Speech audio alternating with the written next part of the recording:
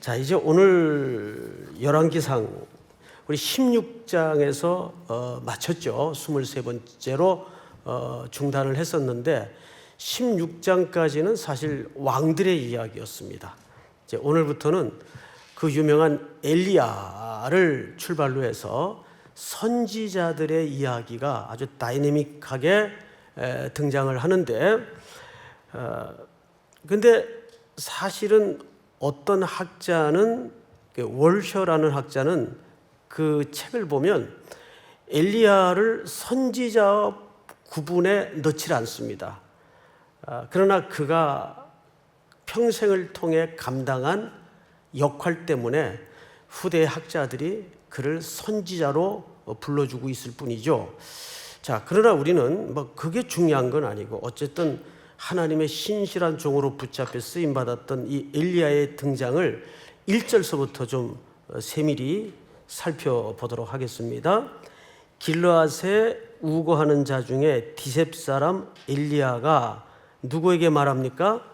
아합에게 말하되 내가 섬기는 이스라엘의 하나님 여호와께서 살아계심을 두고 맹세하노니 내 말이 없으면, 여기 번역에는 그냥 내 말이 없으면 하니까 엘리야의 말이 없으면처럼 들려지는데 그 말은 아니에요. 내 입의 말이라는 말입니다. 그러면 이 말은 엘리야의 말이 아니고 누구의 말이 됩니까? 하나님의 말씀을 얘기하는 거예요. 근데 이걸 좀 줄여서 그냥 내 입의 말이 이렇게 번역이 됐을 뿐이지 원뜻은 그런 뜻이 아니고 내 입에 들려진, 물려진 하나님의 말씀이 없으면 그 뜻이에요. 없으면 뭐랍니까? 수년 동안 비도 이슬도 있지 아니하니라 하니라. 자, 이 이야기를 누구한테 지금 했다는 얘기죠? 아합 왕에게 했어요. 여러분, 이 아합은 오므리의 아들입니다. 기억이 잘 안 나면 오므라이스 이렇게 기억하세요. 오므리의 아들인데 이 오므리 왕조에 대해서 아주 끝판왕이 아합입니다. 그 배경을 조금 앞 페이지에서 볼 텐데 16장 30절을 한번 열어주실까요? 바로 한 장 앞이죠. 29절부터 저하고 교독을 좀 합니다. 유다의 아사왕 제38년에 오므리의 아들 아합이 이스라엘 왕이 되니라. 오므리의 아들 아합이 사마리아에서 22년 동안 이스라엘을 다스리니라. 30절 시작. 오므리 아들 아합이 그의 이전의 모든 사람보다 여호와 보기 악을 더욱 행하여. 자, 여기 보시면 아합이 그의 이전의 모든 사람보다 여호와 보시기에 악을 어떻게 행했어요? 더욱 행했어요. 느밧의 아들 여로보암의 죄를 따라 행하는 것을 오히려 가볍게 여기며 시돈 사람의 왕 옛 바알의 딸 이세벨을 아내로 삼고 가서 바알을 섬겨 예배하고. 그러니까 이 아합은 시돈 사람의 딸 이세벨과 결혼을 하게 됩니다. 시돈은 이방 땅이에요. 그리고 이렇게 소개가 자세히 나와 있죠. 31절에 보시면 느밧의 아들 여로보암의 죄를 따라 행하는 것을 오히려 가볍게 여기며 시돈 사람의 왕 엣바알의 딸 이세벨을 아내로 삼고.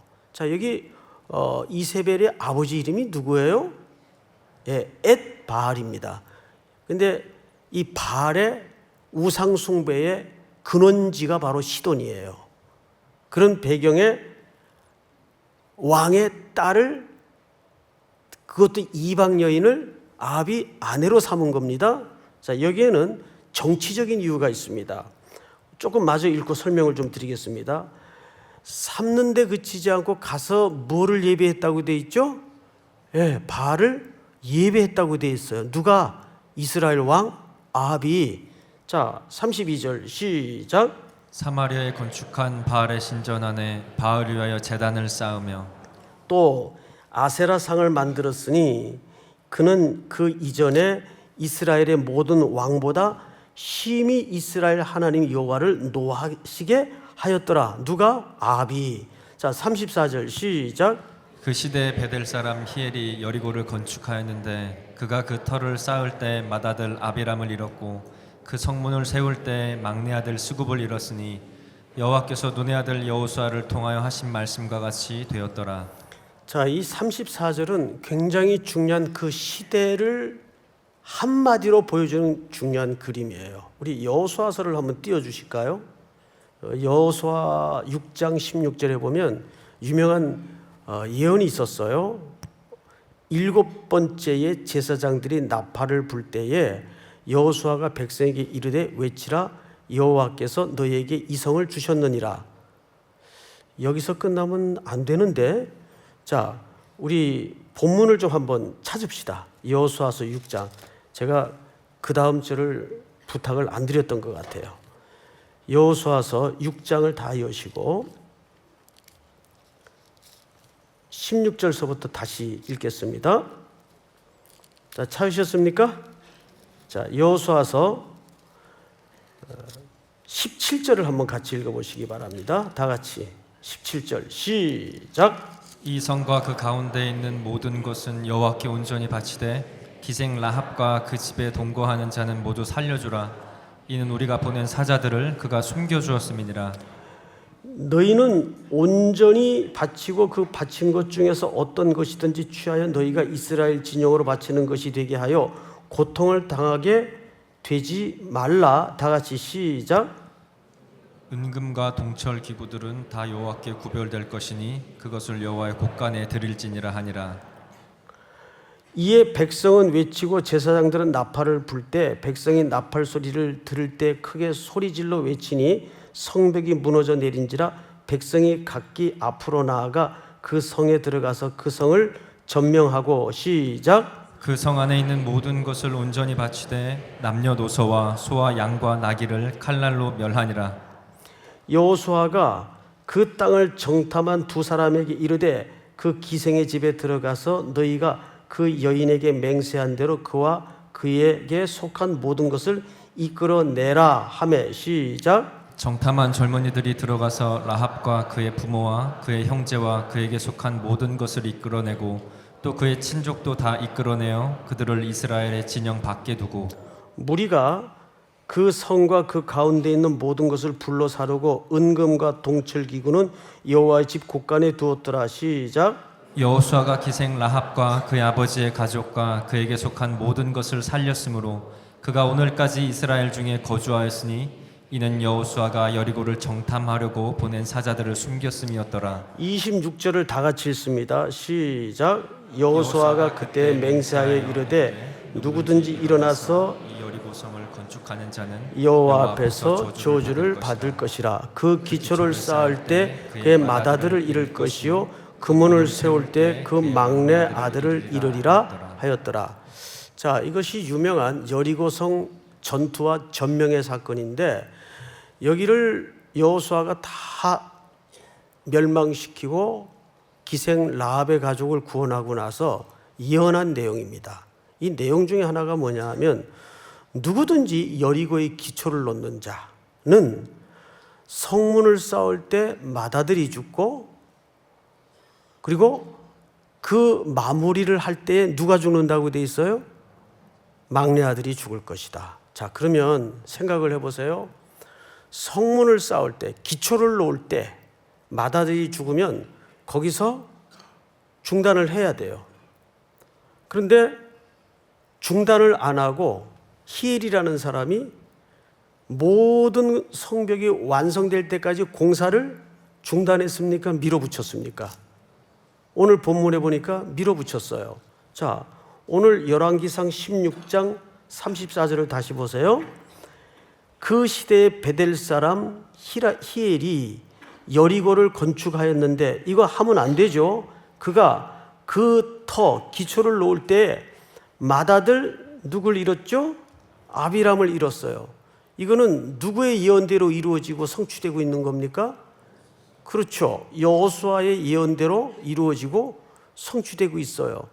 그러면 당연히 이 일을 생각하고 진행할 때 여호수아가 남겼던 예언의 말씀을 기억하고 중단했거나 고쳤어야 옳을 일이었어요. 그런데 중단이 됐습니까? 안 됐습니까? 중단 안 됐어요. 자, 이어서 보십시다. 그 성문을 세울 때에, 성문을 세우는 건 마무리 작업입니다. 세울 때 막내 아들 수굽을 잃었으니 여호와께서 눈의 아들 여호수아를 통하여 하신 말씀과 같이 되었더라. 자, 이건 뭘 암시해 주죠? 그만큼 하나님의 말씀이 잊혀졌거나 무시됐거나, 같은 얘기지만 잊혀졌거나 무시됐거나 둘 중에 하나입니다. 바로 이 열왕기상에 엘리야가 등장하던 시대가 이와 같았던 시대예요. 그러니까 엘리야 시대의 가장 상징적인 백그라운드는 말씀의 부재, 이걸 고발하는 거예요. 그래서 그런 맥락에서 1절을 한번 다시 보자고요. 본문 1절. 길르앗에 우거하는 자 중에 디셉 사람 엘리야가 아합에게 말합니다. 아합은 누구냐면 현재 이스라엘의 왕인데 아주 악한 왕의 끝판왕이에요. 근데 그는 시돈 여자를 아내로 삼아 정략적으로 결혼을 합니다. 자, 그러면 여기에는 이제 한 3가지 정도 이유가 있어요. 이유를 좀 들어보시기 바랍니다. 우가리 신화에 보면 이 바알은 어떤 존재로 소개되고 있는가 하면 구름을 지배하고, 무슨 손오공 계열인지 어쨌든 구름을 지배하고 항상 구름 위에서 논의는 주관자라는 신화를 갖고 있습니다. 이 우가리 신화에 보면.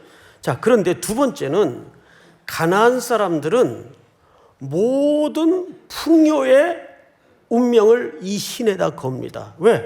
구름을 주관하니까. 그 바알이 진노를 하면 비가 안 와요.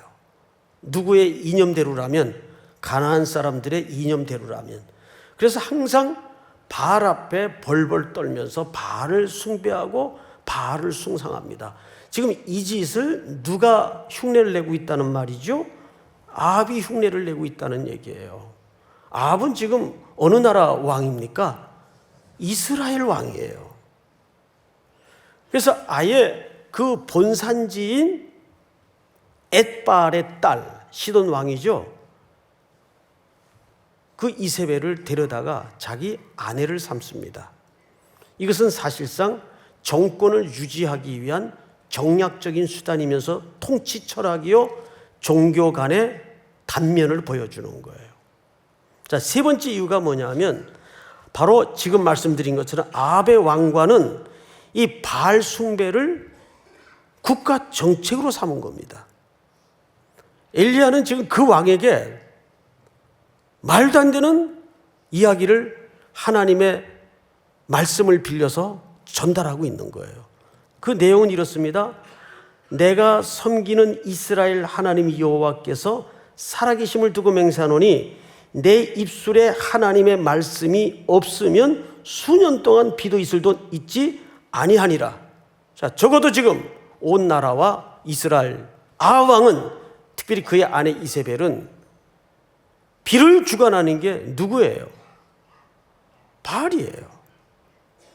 근데 도대체 엘리야는 무슨 정신으로 이런 전언을, 하나님의 말씀을 빌려 하고 있는 거죠? 이거는 시대에 대한 정면 도전입니다. 국가에 대한 정면 도전입니다. 통치 이념과 철학에 대한 정면 도전이에요. 어떡하죠? 이것은 사실상 목숨 걸고 덤벼드는 일입니다. 그런데 우리가 여기에서 한 가지 조심할 게 있어요. 엘리야 하면 우리에게 어떤 공식이 동시에 떠오르죠? 능력의 사람. 아닙니다. 엘리야는 능력의 사람도 아니에요. 성경에는 그래서 이 위대한 엘리야의 등장에 별다른 특이한 소개가 없다는 게 기록의 묘미죠. 왜 그랬을까요? 이 정도 사람이면 여러분, 이스라엘 백성들에게는 훌륭한 선조인데, 이 정도 사람이 역사의 전면에 오늘 사실상 처음으로 떠오르는 현장인데, 그의 족보라든지 혈통이라든지 그의 배경이라든지 이런 게 좀 소개돼야 되는 거 아니에요? 딱 2가지 소개밖에 없어요. 길르앗에 디셉 출신 엘리야. 이런 걸로 봐서 그는 추정컨대 므낫세 지파예요. 길르앗은 바로 므낫세 지역에 자리 잡고 있는 지역이기 때문입니다. 그 당시에는 뭐 이사가거나 하는 개념이 없기 때문에 거기 출신이라면 틀림없이 그는 므낫세 지파예요. 게다가 우리가 또 한 가지 알 수 있는 것은 야고보서 5장에 엘리야가 소개되죠. 그가 간절히 하나님께 기도했을 때 3년 6개월 동안 하늘문이 열고 닫혔다는 기록을 남기는 걸로 봐서 그는 엄청나게 무릎을 꿇었던 기도의 사람이었던 것 같아요. 어쩌면 이 시대가 무릎 꿇지 않으면 살아낼 수 없는 그런 배경을 담고 있었기 때문에 그런 연유도 있었겠죠. 그러나 그거 외에는 딱히 이 엘리야에 대해서 거창한 소개나 설명이 없어요. 이유는 뭘까요? 엘리야가 중요한 게 아니기 때문입니다.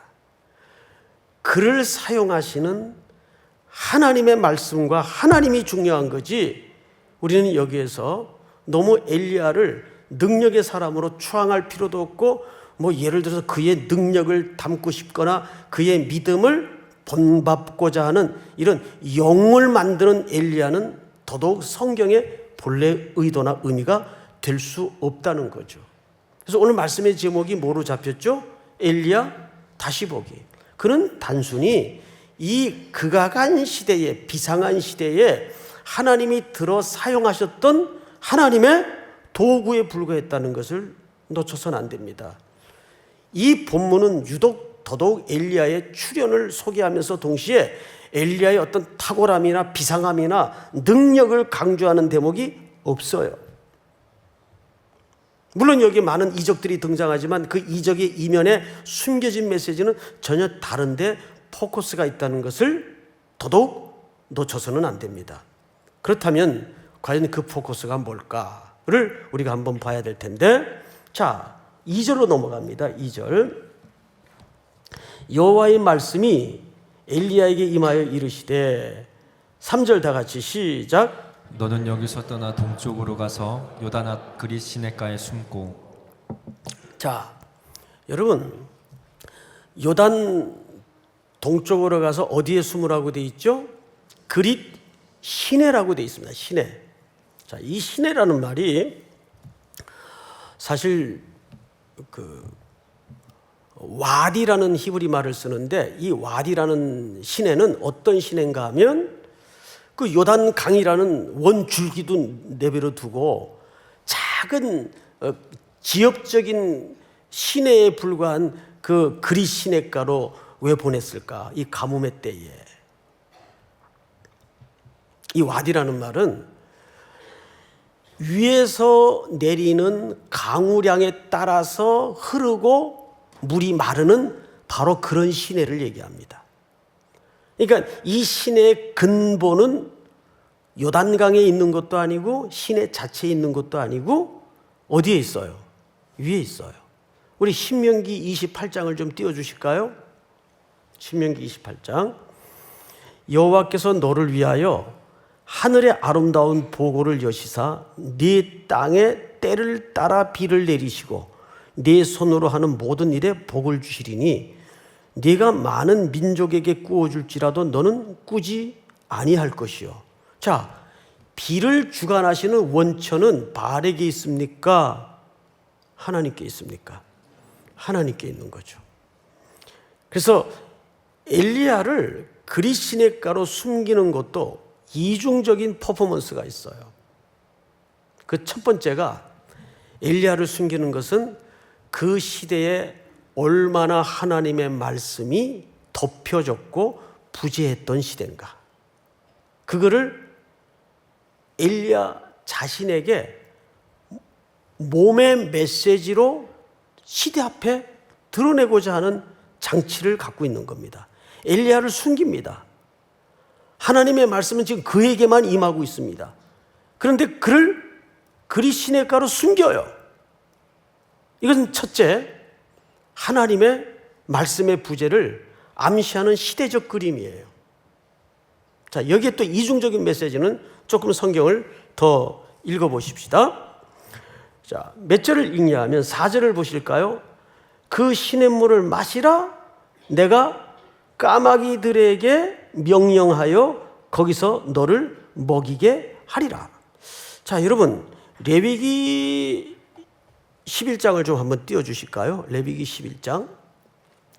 새 중에 너희가 가증히 여길 것은 이것이라. 이것들이 가증한 즉 먹지 말지니 곧 독수리와 솔개와 물수리와 말똥가리 종류와 15절 다 같이 시작. 까마귀 종류와 보니까 여기 까마귀가 등장을 하는데 까마귀가 좋은 짐승으로 분류되어 있습니까? 나쁜 조류로 분류되어 있습니까? 부정한 종류로 분류되어 있어요. 그런데 지금 하나님께서는 뭐를 통해서 엘리야에게 먹이를 제공하시죠? 예, 까마귀를 통해서 먹이를 제공하십니다. 왜 그럴까요? 분명 레위기뿐만 아니라 신명기의 다른 성경에도 보면 이 까마귀는 부정한 것이에요. 그런데 어떻게 하나님께서 이 부정한 새로 하나님의 말씀의 사람인 선지자를 그런 초월적이고 기적적인 방법으로 먹이실까요? 여기는 중의적 의미가 있다는 거죠.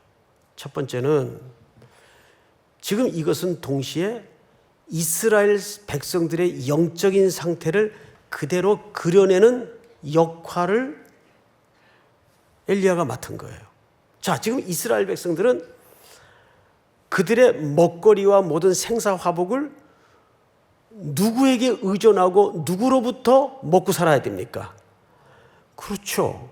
하나님께 의존하고 하나님이 주시는 것으로만 먹고 살아야 돼요.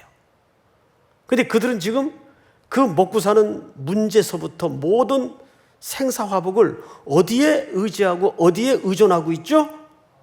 바알에게 의존하고 있어요. 우상 숭배에 예배하면서 그들의 필요를 요구하고 있고 의존하고 있어요. 그래서 지금 이스라엘을 대표하는 상징적인 역할을 맡은 엘리야에게 그 모습을 보여주는 거예요. 까마귀를 통해서 엘리야에게 먹이를 엘리야가 먹이는 아니죠. 음식을 제공하는 거예요. 그 광경을 누가 봤으면 어떤 생각을 가졌을까요? 그것이 이스라엘의 자기들의 영적인 상태요 모습인 줄을 몰랐을까요? 자, 여기에 그러면 또 하나의 의미는 뭘까? 이제 이 엘리야는 하나님의 명령을 따라 어디로 갑니까? 시돈 땅으로 갑니다. 이방 땅이죠. 시돈 땅의 이방 여인 사르밧 과부의 집으로 들어가게 돼요. 이건 뭘 암시할까요? 동시에 이것은 선교적 개념이 이미 이 속에 담겨져 있습니다. 자, 왜 엘리야를 이방 땅으로 보내죠? 잘 생각을 해보세요. 결국 신약 시대에도 보면 예수님의 십자가의 표적을 전에도 듣지 않고 보지 않고 깨닫지 못하고 믿지 않으니까 이 복음이 어디로 넘어갑니까? 이방 땅으로 넘어갑니다. 이렇게 까마귀가 등장하는 중요한 이유는 첫째는 그 시대를 고발하는 영적인 메시지가 있으면서 동시에 그렇게 하나님의 말씀을 덮어버리고 잊어버리고 불순종하는 저항하는 이스라엘 백성들을 향해서 이제는 이 복음이 이 생명의 약속이 이방 땅으로 넘어간다는 선교적 개념에서의 확대입니다. 우리 신약에도 보면 고넬료의 집으로 누굴 보냅니까? 예, 베드로를 보내요. 근데 베드로가 피장이 시몬의 집에서 옥상에서 기도하고 있을 때 환상을 하나 보죠. 하늘에서 보자기 같은 것이 내려오는데 그 안에는 율법에 절대 먹어서는 안 되는 각종 부정한 짐승들이 가득 차 있어요. 근데 하나님이 뭐라 그러죠? 먹으라 그래요. 나는 율법상 이거 먹을 수 없습니다. 그래서 하나님께서 하시는 말씀이 뭐죠? 야, 내가 먹으라는데 왜 네가 깨끗하다 부정하다를 정의하냐?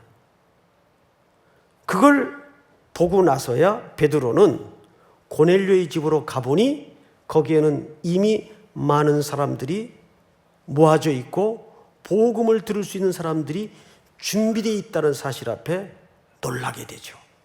나중에 이 일을 사도들 앞에 베드로는 이렇게 간증합니다. 복음이 이방인들에게도 증거되었다. 성령이 이방인에게도 임했다. 이것을 증거합니다.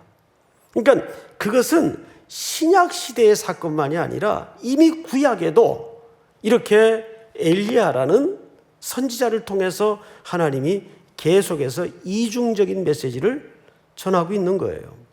자, 성경을 또 보십시다. 6절을 보시면 까마귀들이 아침에도 떡과 고기를 저녁에도 떡과 고기를 가져왔고 그가 시냇물을 마셨으나 7절 다 같이 시작. 땅에 비가 내리지 아니하므로 얼마 후에 그 시내가 마르니라. 자, 아까도 말씀을 드렸지만 이 시내는 와디라는 말을 쓰는데 이 와디는 그 강수량이 그 흐르는 물이 어디에 달려 있다고요? 하늘에 달려 있어요. 하나님이 비를 주시면 흐르는 냇물입니다. 비를 주시지 않으면 그 냇물은 끊어질 수밖에 없어요. 정확하게 누구의 말처럼 되었습니까? 엘리야의 입에 들려진 말씀처럼 되었어요. 자, 이 엘리야의 사건은 엘리야를 왜 그리 시냇가에 하나님은 숨기셨는가? 이것은 첫째 무슨 상징이라 그랬습니다? 말씀에 부재를 당한 시대의 어둠의 그림자를 그렇게 고발하고 있는 거예요. 그래서 여러분 1절과 24절을 잘 비교해 보셔요. 자, 24절을 한번 볼까요? 다 같이 읽겠습니다. 시작. 여인이 엘리야에게 이르되 내가 이제야 당신은 하나님의 사람이시오 당신의 입에 있는 여호와의 말씀이 진실한 줄 아노라 하니라. 여러분, 이 중간 과정은 제가 지금 시간 관계상 생략을 했지만 사르밧 과부라는 여인의 입에서 놀라운 고백이 터져 나와요. 이제야 당신의 입에 들리워진 하나님의 말씀이 진실한 줄을 내가 알겠다. 지금 이 놀라운 신앙 고백을 하는 여인이 누구예요? 이방 땅에 바알 숭배가 만연되어 있는 본산지의 한 가난한 과부의 여인이에요. 이방 여인이에요. 그 여인은 지금 엘리야의 입에 들려진 말씀을 믿고 진실로 하나님의 말씀이었다고 고백하고 있습니다. 그런데 거기에 반해서 본 하나님의 백성들인 이스라엘은 지금 누구 숭배에 빠져 있습니까? 전체가 왕을 비롯해서 바알 숭배에 빠져 있는 거예요. 그러니까 하나님의 구원은 이렇게 참 아이러니가 있고 역설적이에요. 그리고 다시 1절을 보실까요? 길르앗에 우거하는 자 중에 디셉 사람 엘리야가 아합에게 말하되 내가 섬기는 이스라엘 하나님 여호와께서 살아계심을 두고 맹세하노니 내 말입니까? 내 입의 말입니까? 그렇습니다. 내 입의 말이 없으면 이것은 그 시대의 가장 강력한 부재, 하나님의 말씀의 부재를 이렇게 표현하는 거죠. 그런데 이 말씀이 어디서 인정받고 있어요? 이방 땅에서, 시돈 땅에서, 우상 숭배의 현장에서 한 초라한 여인에 의해서 고백되어지고 인정받고 있더라고요. 여러분, 엘리야가 이 시돈 땅에 왜 갔어요? 주께서 가라 명하셨기 때문에 간 거예요. 빌립이 사도행전에서 광야로 나갔습니다. 성령이 이끌려. 복음을 전하려면 광야로 나가서는 안 되잖아요. 광야로 나갔더니 거기에 말씀의 허기를 갖고 이사야의 글을 읽으면서 이 말씀의 뜻이 뭘까? 이 말씀의 뜻이 뭘까? 마차에 타고 길을 가던 에디오피아 국고를 맡은 자를 만나죠. 그리고 이사야의 글의 내용이 바로 예수 그리스도라는 사실을 풀어주자 그가 거기서 예수 그리스도를 영접하게 됩니다. 저는 오늘 이 본문이 이제 이번 주부터 시작되는 선교 행위에 매우 중요한 몇 가지 기초를 제공하고 있다고 믿습니다. 우리는 누구를 따라가야 됩니까? 하나님의 말씀을 따라가야 돼요. 그 사람이 듣든지 안 듣든지는 우리 영역입니까? 하나님의 영역입니까? 하나님의 영역이에요. 도무지 믿을 것 같지 않던 죽음의 땅에, 어둠의 땅에, 생명 없는 영혼에 이 복음이 주께서 말씀하시면 들어갈 수 있습니까? 없습니까? 들어갈 수 있는 거예요. 아모스 선지자의 글을 읽어드리고 오늘 말씀을 좀 마무리하도록 하겠습니다. 아모스 8장에 보면 제가 직접 읽겠습니다. 11절에 주 여호와의 말씀이니라. 보라, 날이 이를지라. 내가 기근을 땅에 보내리니 양식이 없어 주림이 아니며 물이 없어 가람이 아니요 여호와의 말씀을 듣지 못한 기갈이라. 뭘 듣지 못한 기갈이라고요? 여호와의 말씀을 듣지 못한 기갈이라. 들어야 돼요. 믿음은 어디서 나옵니까? 들음에서 나오는 거예요. 여러분, 저는 여기서 성경을 읽다가 한 가지 이상한 게 있었어요. 그 이상한 게 뭐냐면 시돈의 바알의 우상 숭배의 본거지인데 이 여인은 어떻게 엘리야의 말을 그렇게 순종했고 하나님의 말씀인 것을 인정했고 이렇게 24절의 고백까지 낳게 되었을까? 이게 참 신기하더라고요. 왜 그랬을 것 같아요? 어떻게 그게 가능했을 것 같습니까? 여러분, 성경을 잘 보시면, 자, 좀 찾겠습니다. 본문. 이 결론입니다. 마지막 절에, 자, 보십시오. 7절.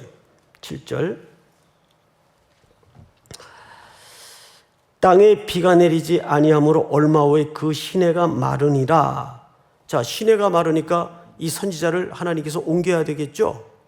자, 8절. 어디로 옮깁니까? 다 같이. 시작. 여호와의 말씀이 엘리야에게 임하여 이르시되 잘 들어보십시오. 너는 일어나 시돈에 속한 사르밧으로 가서 거기 머물라. 내가 그곳 과부에게 명령하여 네게 음식을 주게 하였느니라. 자, 이미 그 이방 땅의 생면부지의 여인에게 누가 역사해 놓으신 겁니까? 하나님의 말씀과 성령의 역사로 그 여인의 마음을 열어놓으신 거예요.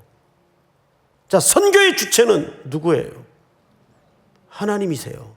믿으십니까? 학력에 유무에 있는 것도 아니고 나의 설득력이 있는 것도 아니고 가라 하시는 명령 앞에 가면 되는 거예요. 송 목사가 복음을 너무 복잡하게 설명해도 여러분들은 단순하게 알아들으면 돼요. 믿습니까? 원래 설명은 좀 복잡하게 해야 돼요. 그러나 듣기는 단순하게 들으면 돼요. 이건 정말 중요한 얘기입니다. 설명은 복잡하게 해도 듣기는 어떻게 들으라고요? 단순하게라는 말은 그냥 순진하게 들으란 말이 아니라 순수하게 들으라는 말이에요. 이 말씀을 의지해서 엘리야는 간 겁니다. 갔더니 거기에 참 기막힌 슬픈 운명을 부딪히며 살아왔던 여인 하나가 이제 음식 끓여 먹고 죽으려고 그랬던 여인 하나가 거기 준비되어 있는 거예요.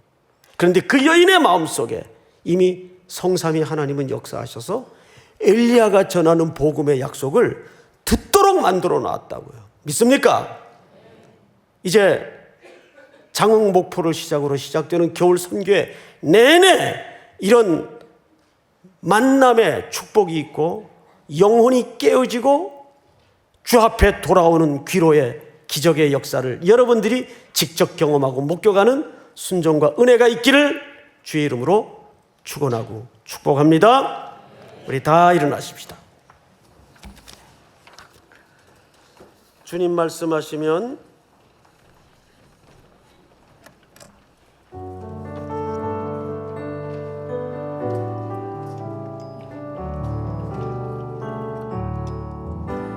주님 말씀하시면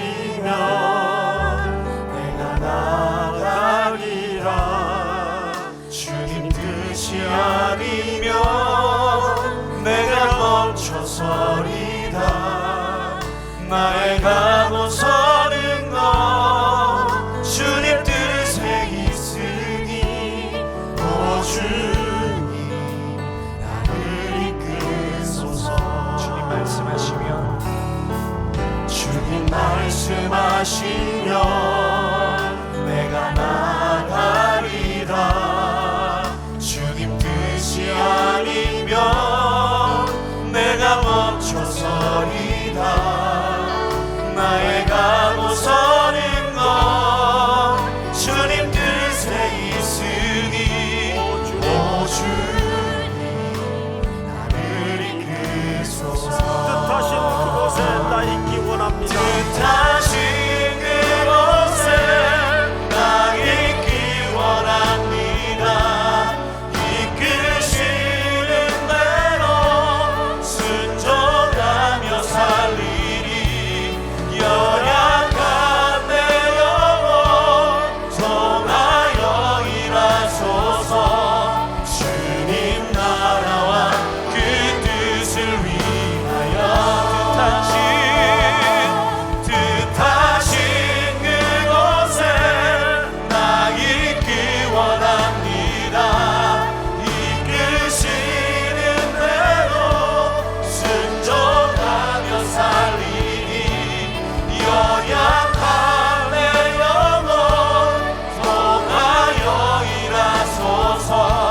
주님 나라와 그 뜻을 위하여 오 주님 나를 이끄소서. 주님 말씀하시면 내가 나가리라. 주님 뜻이 아니면 내가 멈춰서리다. 나의 가고 서는 것 주님 뜻에 있으니 오 주님 나를 이끄소서. 뜻하신 그곳에 나 있기 원합니다. 이끄시는 대로 순종하며 살리니 연약한 내 영혼 통하여 일하소서. 주님 나라와 그 뜻을 위하여 뜻하신 그곳에 나 있기 원합니다. 이끄시는 대로 순종하며 살리니 연약한 내 영혼 통하여 일하소서. 주님 나라와 그 뜻을 위하여